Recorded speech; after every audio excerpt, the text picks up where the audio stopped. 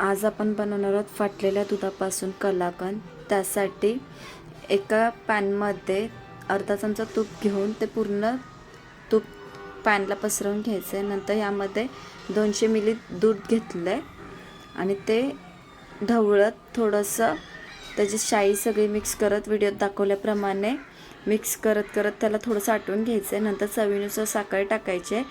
इथे 1 लिटर दुधाचा छेना येतो,